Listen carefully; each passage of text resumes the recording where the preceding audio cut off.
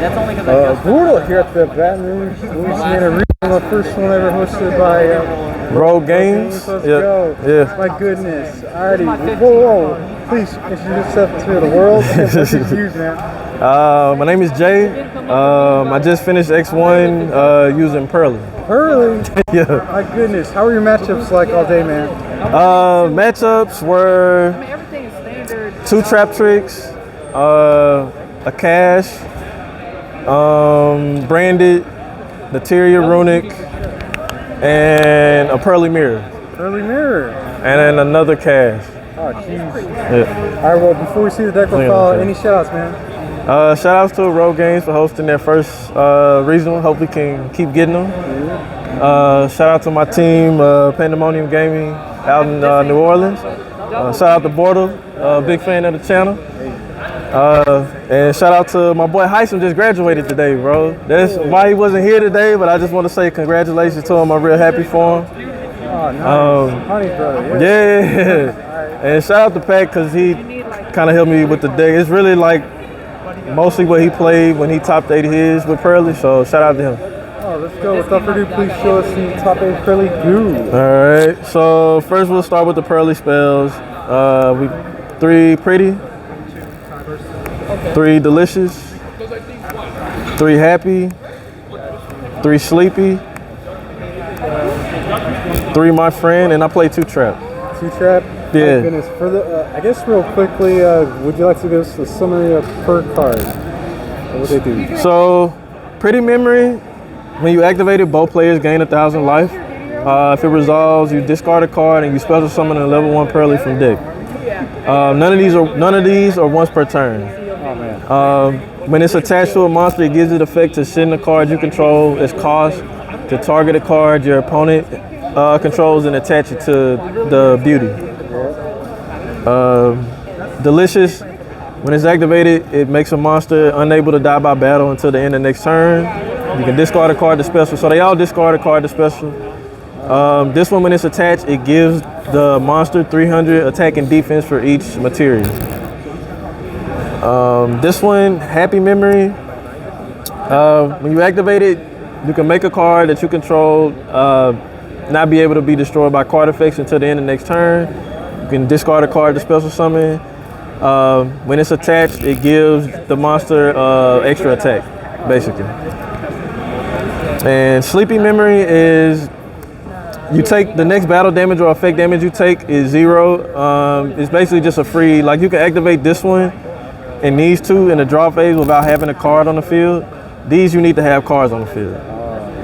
So you discard the special summon this one. When this is attached on your opponent's standby phase, it gives a monster with this as material to be able to draw a card on your standby. So like if you got all 3, you can draw 3. And then this is probably the most broken part of the deck. When it's activated, you can pay 500 life. You can reveal any 3 Purrely cards. Your opponent randomly choose 1 for you to add, and you shuffle the others back in the deck. When your face-up exceed monster leaves the field, this allows you to add up to 3 of these quick plays with different names to your hand. So it's like really crazy. Like if they get rid of your XYZ, you could just add 1, 2, or 3 or whatever. Yeah, that's just nuts. And then the trap, I know a lot of people play 1, but Heisem brought up the idea of playing multiple, and it really comes up like this allows you to rank up. So if you use one of them in the standby phase to draw, you can activate the trap, go into Noir, and then you can still use the effect to draw again. So you could potentially draw like 4 or 6. Oh, wow. And then the trap has a graveyard effect. If you banish it, you can shuffle back monsters from the grave and back into the deck. An effect that I forgot that cost me one of my matches. But it's cool. So yeah, these are crazy. Like these not being once per turn is crazy. Yeah. So that's it for the Purrely spells. And then for the Purrely monsters, I played 3 of all of them. 3 Purrely, 3 Lily. I know some people may play just 2 of these. But I think you just need to max out on all of them. This one on the summon, it can reveal the top 3 cards of your deck. If you see a Purrely spell or trap, you add it and then you put the rest to the bottom. This one, when it's summoned, you can add any Purrely card that's not a quick play. So this one can exceed summon, revealing a quick play from your hand. And Lily can exceed summon, targeting a Purrely quick play in the graveyard. Alright. So this one is not once per turn for neither of the effects. Jeez. This one is the once per turn though. Alright, so that's it for the monsters. You can do hand traps. I played 3 Droll, 3 Imperm, 3 Ash. So just 9 hand traps. The other 5 flex spots was 2 Book of Moon. Oh wow. And 3 Curry Card. How to respect cash here or what? Yeah, you got to. There's no list, so like right now, I assume that after I got through like the early rounds, I would see probably a lot of cash or a lot of matchups that this would come up. So I think this was fine. Like as long as there's no ban list, you gotta respect cash because it's the best deck right now. So I wanted to make sure I had something in the main for like a Rise Hard Pass, which was the Imperms, the books, and the Curry card. The Curry card was like great today. I played the Trap Trick guy, activated every last one of his monster effects. And you just tribute all of it with Curry card, and I just killed him. So Droll, I mean, Droll is good. Obviously, this format, everybody's maining Droll. But I thought this lineup was fine. I was maining Nib. I didn't really like it in the main. I did side it though. Okay. But I thought this was fine. All right. So 3, 6, 9, 10, 11, 12, 13, like 14 flex spots kind of. Well, I guess these are flex spots as well. So by 17, I did 2 talents and 1 call by. Talents was just MVP all day, to be honest. Like a lot of hand traps running around. So I thought maining these and just, I didn't want to main 3. I guess you could. I just like the idea of having call by. I know it's sacky, but yeah, talents was good all day. What's the main deck count, man? Main deck is 40. Perfect 40, let's go. Yeah, main deck is 40. I guess we could do extra deck. 2 Zeus, then a Downer, a symbol, Princess Sprite. Like there's times where you could have 3 of your Purrelys on the field. You can go into this, and sometimes it detaches.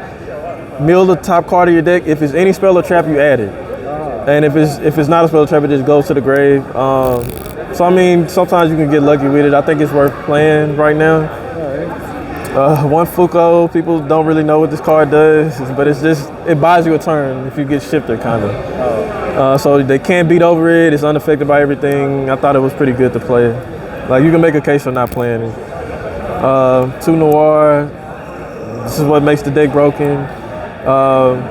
This can be so many materials. If they don't have a main deck out, they just have to scoop, basically. What's the most materials you had today, man? Today I had 9. Ooh, let's go. Yeah. Usually it don't get that much. Yeah, like it depends if it sticks or if you don't have to use it as much, but like it's just really good. Like if they don't have a main deck out, you just win the game. Like you could just sit on it. The branded player I played, I didn't really have to do anything but sit on it. We play 2 Beauty. I think it's standard to play 2 Beauty. This is the Imperm one that summons off of Pretty. This was something Pac was doing, was playing 2 Happiness. He was saying he made a case for it because this is one of the most important ones other than this one, because this helps you OTK. So I OTK'd the Trap Trick player. He had his Sarah in attack, and this just keeps attacking it, halves his attack, and it gains attacks equal to the number of happy that's attached to it. And it searches after every attack, so you can search for the delicious to make it bigger. So yeah, this is the OTK one, so you need to, like, if Cash, against Cash, if they're smart, they'll banish this one. Then 2 Plump, you gotta play 2 Plump. This is like one of the main ones you go into in your opening combo. This can also attach spells and traps from your opponent's grave. So it came up against the Trap Trick guy to make him force use the Holotea. So I mean, it comes up, or you can attach Branded Fusion so they can't banish the Tragedy to add it or set it. And then I played the 1 Agent Moon. This is just for skill drain. Oh, okay. So it tributes its cost and they can pop the skill drain. That's what's up. Alright, so that's the extra. We can do side. For the side deck, the Gamma package, I mean, everybody's playing. Gamma's like probably the best hand trap right now, or one of them. A lot of people are maining it, but I just don't. Maining it in Purrely is weird because we don't have a way to like really bait a hand trap on our turn without a monster being on the field. Like, I guess you could go to main phase and if you praying that they draw you or something, and then you could activate. But I don't think it's good in the main, but I think it's really good in the side. Okay. I did side 3 nib. All of the cash players, well, most of them that I've been seeing trying to go for like the whole block like Trevor. So I needed this in the side to at least try to, like, if I could see it and just hard punish them for not playing around nib. And I also had the main deck outs if they arise hard pass. So you just kind of wanted to be covered for it. And there was like a lot of Sword Soul here. Like, you can nib trap tricks if they play greedy. Yeah. So it comes up. You can nib super heavy sometimes. Played 2 Druid's Worm and 2 Magnamut. It should be 3 Magnamut and 1 Druid's Worm, but I didn't have the 3rd Magnamut, so I just did 2 and 2.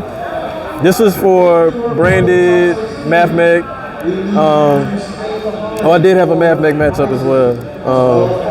So this comes up in branded when they try to give me Puppy Chew. And then Math Mech, you hit the diameter. Like, this is known. I think side and Bistros is good.